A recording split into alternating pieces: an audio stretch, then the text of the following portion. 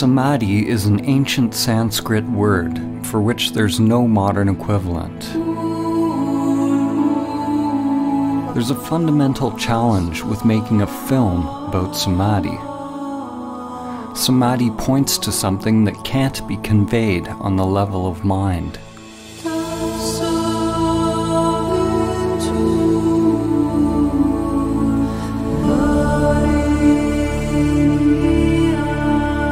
This film is simply the outer manifestation of my own inner journey. The intention is not to teach you about Samadhi or provide information for your mind, but to inspire you to directly discover your true nature.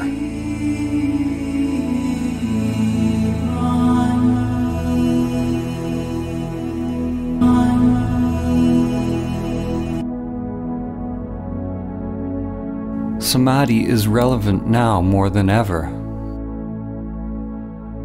We are at a time in history where we have not only forgotten Samadhi, but we've forgotten what we forgot.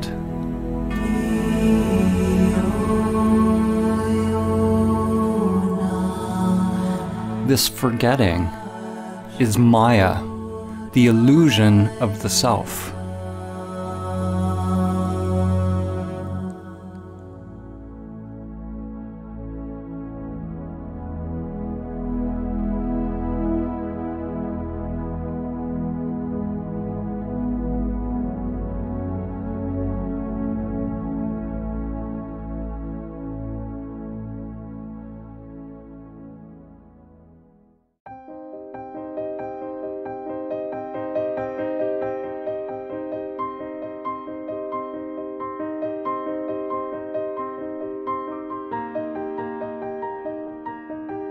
As humans, most of us live immersed in our daily lives, with little thought of who we are, why we are here, or where we're going. Most of us have never realized the true self, the soul, or what the Buddha called anatta, that which is beyond name and form, beyond thinking. As a result, we believe we are these limited bodies. We live in fear, either conscious or unconscious, that the limited self-structure that we are identified with will die.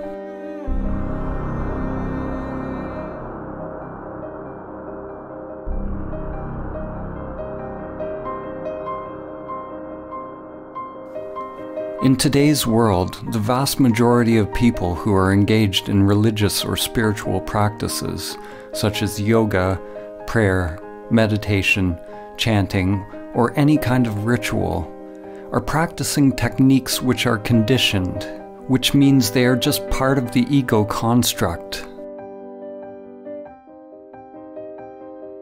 The seeking and the activity isn't the problem. Thinking you have found the answer in some external form is the problem.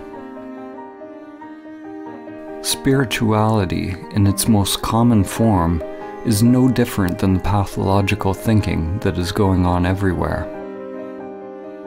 It is a further agitation of the mind, more human doing as opposed to human being. The ego construct wants more money, more power, more love, more of everything. Those on the so-called spiritual path desire to be more spiritual, more awake, more equanimous, more peaceful, more enlightened. The danger for you watching this film is that your mind will want to acquire Samadhi. Even more dangerous is that your mind might think it has acquired Samadhi. Whenever there's a desire to attain something, you can be sure it's the ego construct at work. Samadhi is not about attaining or adding something more to yourself.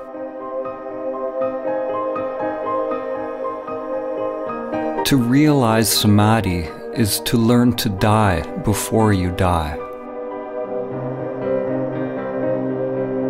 Life and death are like yin and yang, an inseparable continuum, endlessly unfolding with no beginning and no end. When we push away death, we also push away life. When you experience the truth directly of who you are, there's no longer any fear of life or death. We're told who we are by our society and our culture. And at the same time, we're slaves to the deeper unconscious biological craving and aversion that governs our choices.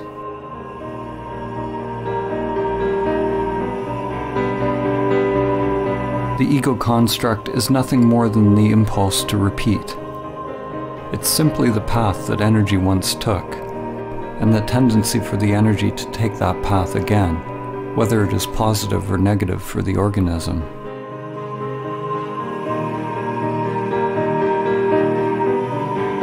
There are endless levels of memory or mind, spirals within spirals. When your consciousness identifies with this mind or ego construct, it ties you to social conditioning, which you could call the matrix. There are aspects of the ego that we can be conscious of, but it's the unconscious, the archaic wiring, the primal existential fears that are actually driving the whole machine.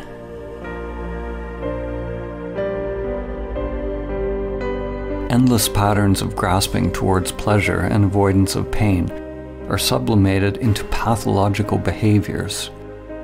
Our work, our relationships,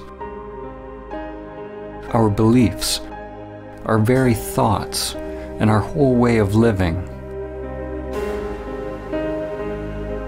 Like cattle, most humans live and die in passive subjugation, feeding their lives to the matrix.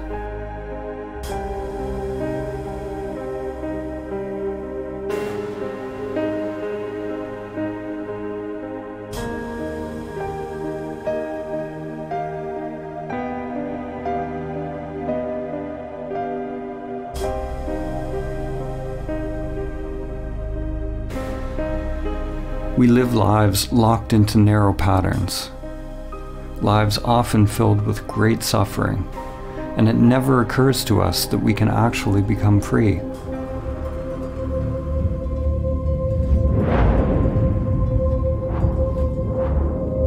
It is possible to let go of the life that has been inherited from the past, to live the one that is waiting to come forth through the inner world.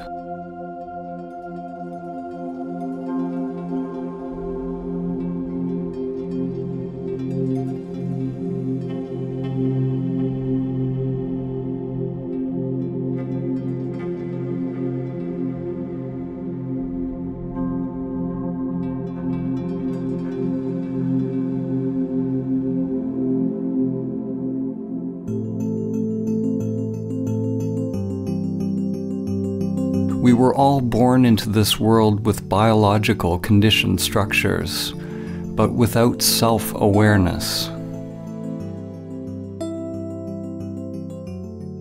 Often, when you look into a young child's eyes, there's no trace of self, only luminous emptiness.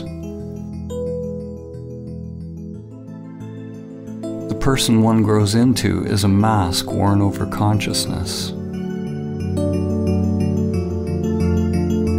Shakespeare said, "All the world's a stage, and all the men and women merely players."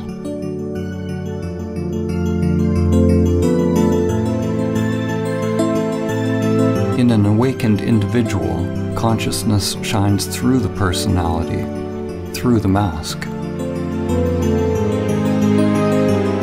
When you are awake, you don't become identified with your character.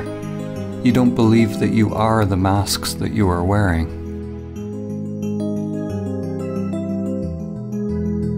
But nor do you give up playing a role.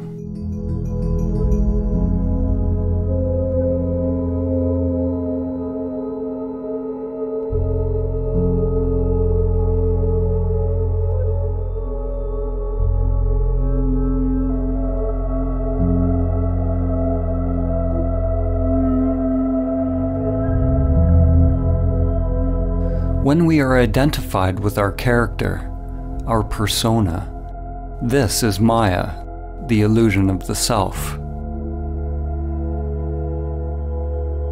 Samadhi is awakening from the dream of your character in the play of life.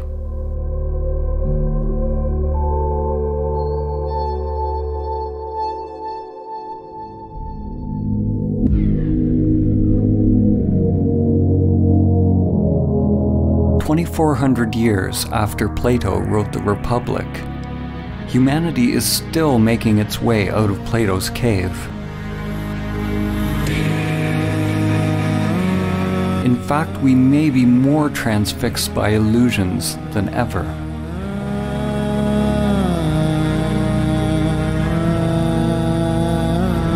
Plato had Socrates describe a group of people who lived chained in a cave all their lives, facing a blank wall. All they could see were shadows projected on the wall by the things passing in front of a fire which was behind them.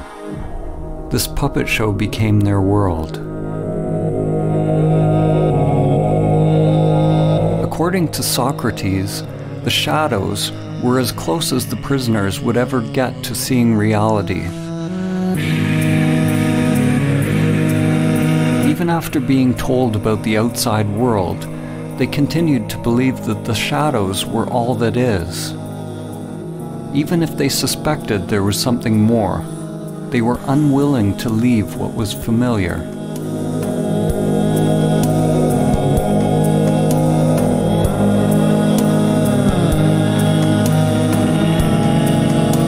Humanity today is like the people who have only seen the shadows on the cave wall.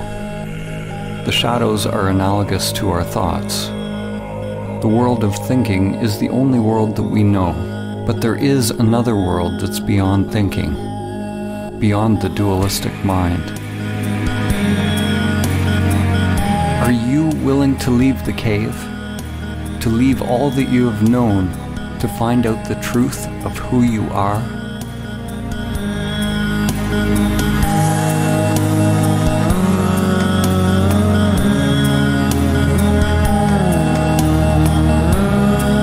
In order to experience Samadhi, it's necessary to turn attention away from the shadows, away from the thoughts, towards the light.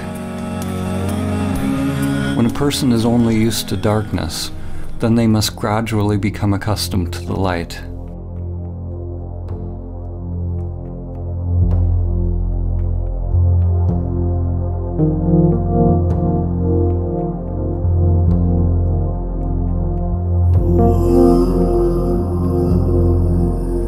Like acclimatizing to any new paradigm, it takes time and effort, and a willingness to explore the new, as well as shed the old.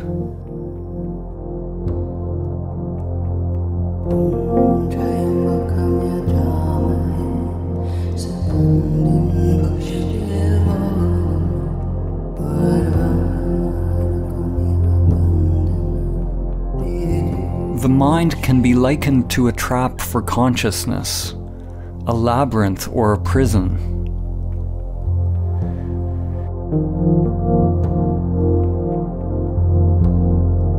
It is not that you are in prison, you are the prison.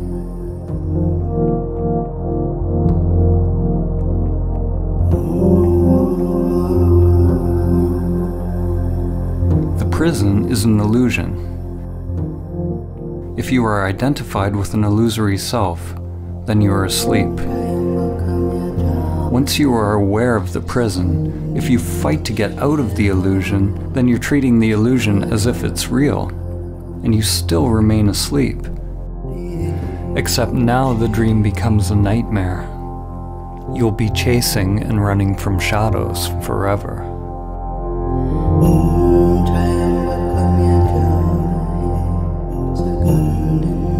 Samadhi is awakening from the dream of the separate self, or the egoic construct. Samadhi is awakening from identification with the prison that I call me.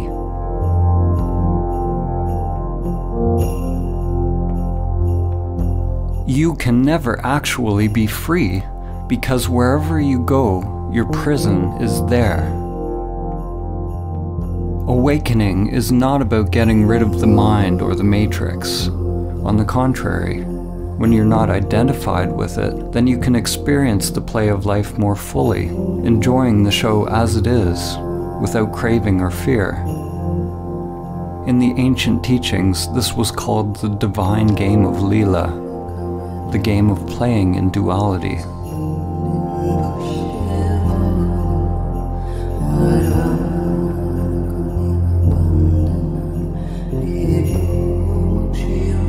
Human consciousness is a continuum. On one extreme, humans are identified with the material self. On the other extreme is Samadhi, the cessation of self. Every step we take on the continuum towards Samadhi brings less suffering. Less suffering does not mean life is free from pain. Samadhi is beyond the duality of pain and pleasure. What it means is that there is less mind, less self creating resistance to whatever unfolds. And that resistance is what creates suffering.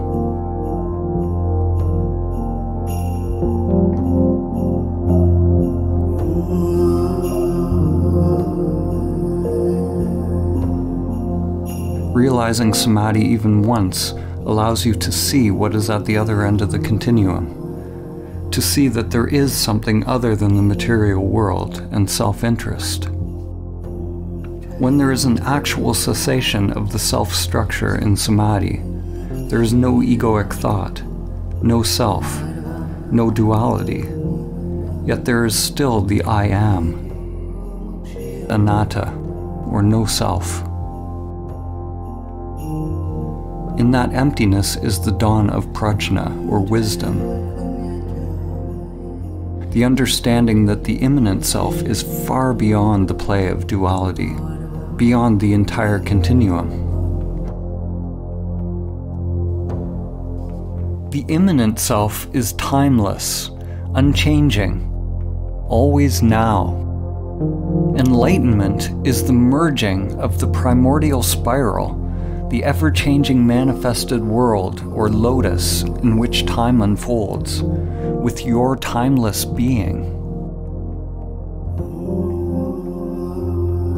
Your inner wiring grows like an ever-unfolding flower as you disidentify with the self, becoming a living bridge between the world of time and the timeless.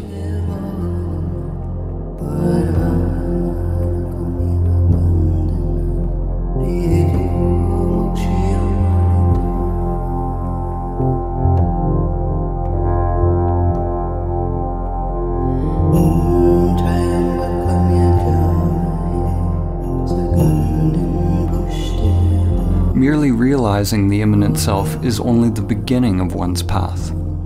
Most people will have to experience and lose Samadhi countless times in meditation before they are able to integrate it into other facets of life. It's not unusual to have profound insights into the nature of your being during meditation or self-inquiry, only to find yourself once again falling back into old patterns, forgetting the truth of who you are.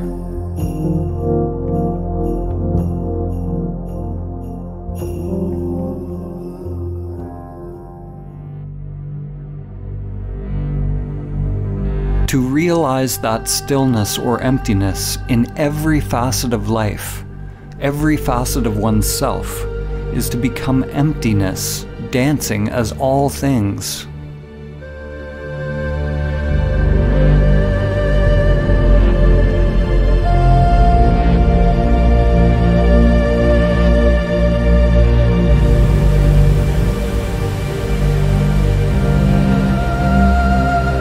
Stillness is not something separate from movement. It is not opposite to movement. In Samadhi, stillness is recognized to be identical with movement. Form is identical to emptiness.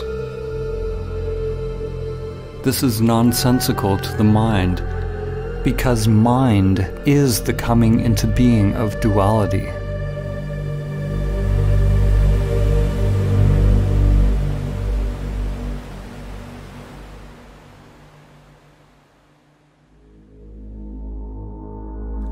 René Descartes, the father of Western philosophy, is famous for the saying, "I think, therefore I am." No other phrase more clearly encapsulates the fall of civilization and the full-scale identification with the shadows on the cave wall. Descartes' error, like the error of almost all humans, was the equating of fundamental being with thinking.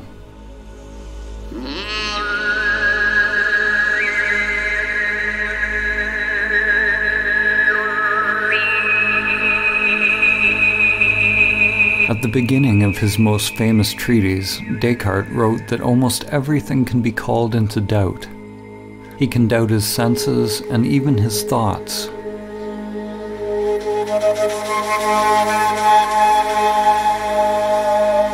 Likewise, in the Kalama Sutra, the Buddha said that in order to ascertain the truth, one must doubt all traditions, scriptures, teachings, and all the content of one's mind and senses.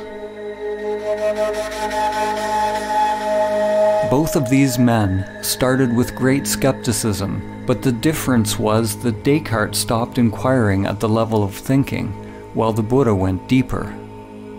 He penetrated beyond the deepest levels of the mind.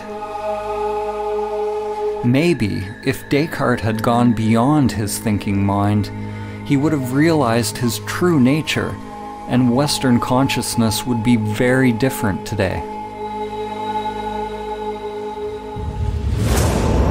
Instead, Descartes described the possibility of an evil demon that could be keeping us under a veil of illusion. Descartes did not recognize this evil demon for what it was.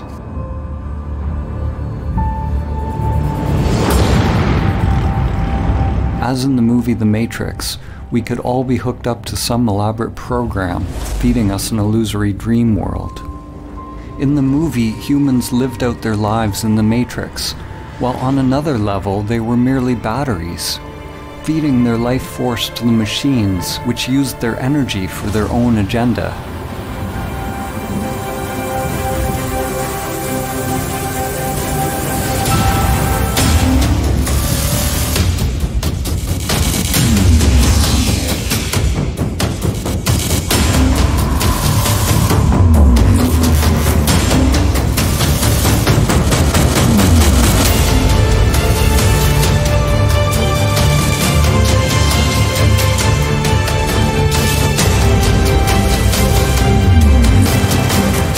Always want to blame something outside themselves for the state of the world or for their own unhappiness. whether it's a person, a particular group or country, religion, or some kind of controlling Illuminati, like Descartes' evil demon or the sentient machines in the Matrix. Ironically, the demon Descartes envisioned was the very thing that he defined himself by. When you realize Samadhi, it becomes clear that there is a controller. There is a machine, an evil demon leeching your life day after day. The machine is you.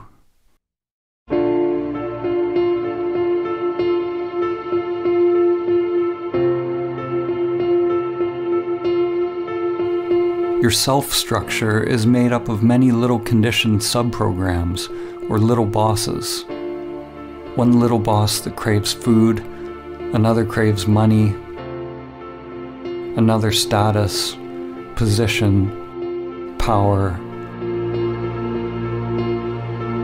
sex, intimacy. Another wants consciousness or attention from others. The desires are literally endless and can never be satisfied. We spend a lot of our time and energy decorating our prisons, succumbing to pressures to improve our masks and feeding these little bosses, making them more powerful. Like drug addicts, the more we try to satisfy the little bosses, the more we end up craving.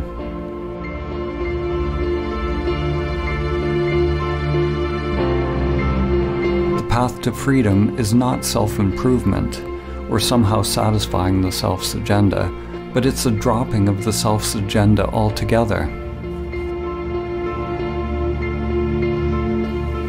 Some people fear that awakening their true nature will mean that they lose their individuality and enjoyment of life. Actually, the opposite is true.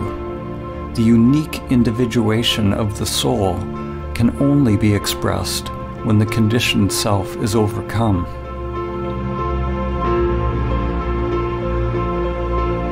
Because we remain asleep in the matrix, most of us never find out what the soul actually wants to express.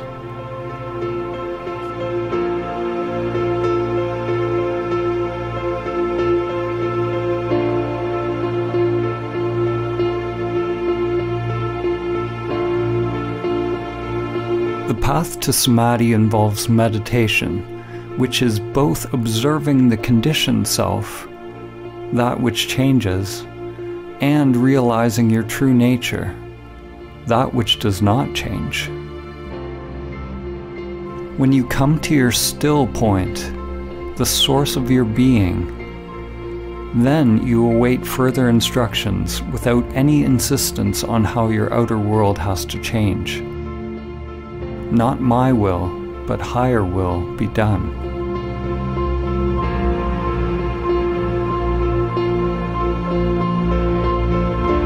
If the mind only tries to change the outer world to conform with some idea of what you think the path should be, it's like trying to change the image in a mirror by manipulating the reflection. To make the image in a mirror smile, you obviously can't manipulate the reflection. You have to realize the you that is the authentic source of the reflection. Once you realize the authentic self, it doesn't mean that anything on the outside necessarily needs to change. What changes is the conscious, intelligent inner energy, or prana, which is freed from conditioned patterns and becomes available to be directed by the soul. You can only become aware of the soul's purpose when you are able to watch the conditioned self and its endless pursuits, and let them go.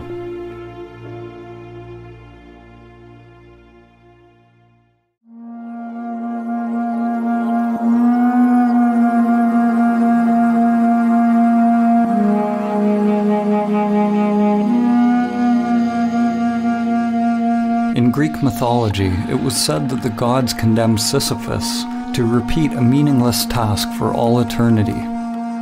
His task was to endlessly push a boulder up a mountain, only to have it roll down again.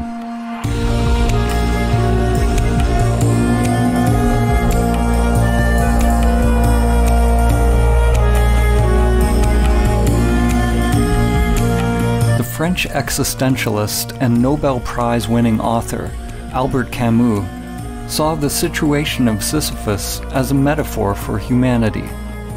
He asked the question, how can we find meaning in this absurd existence?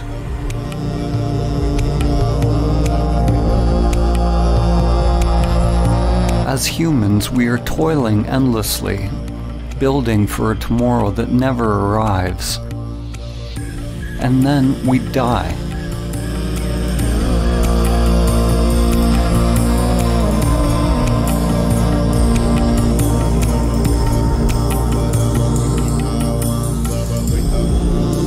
If we truly realize this truth, then we will either go mad if we are identified with our egoic personas,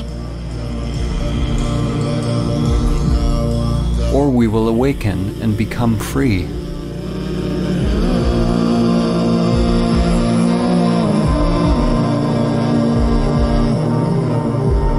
We can never succeed in the outer struggle because it's just a reflection of our inner world.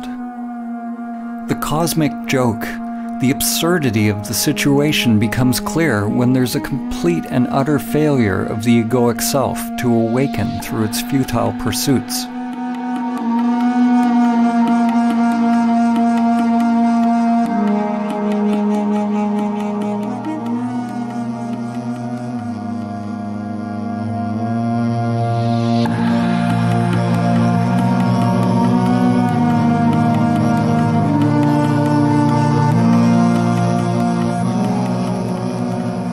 In Zen, there is a saying, before enlightenment, chop wood, carry water. After enlightenment, chop wood, carry water.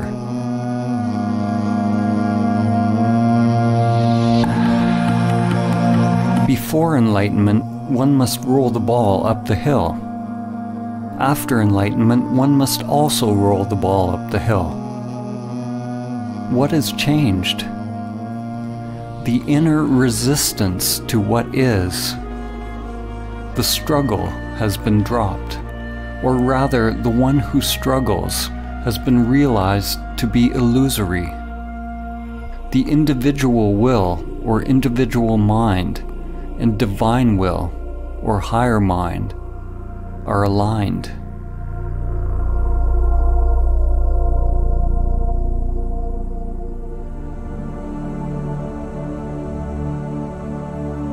Samadhi is ultimately a dropping of all inner resistance to all changing phenomena without exception.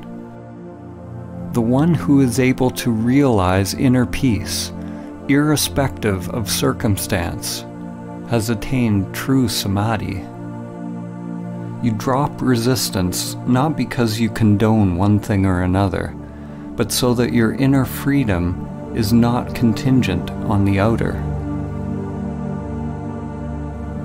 It's important to note that when we accept reality as it is, it doesn't necessarily mean that we stop taking action in the world, or we become meditating pacifists. Actually, the opposite can be true.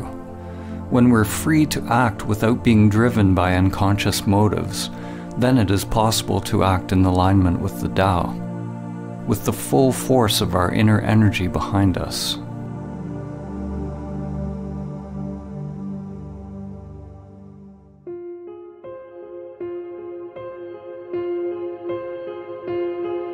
Many will argue that in order to change the world and bring about peace, we need to fight harder against our perceived enemies. Fighting for peace is like shouting for silence. It just creates more of what you don't want.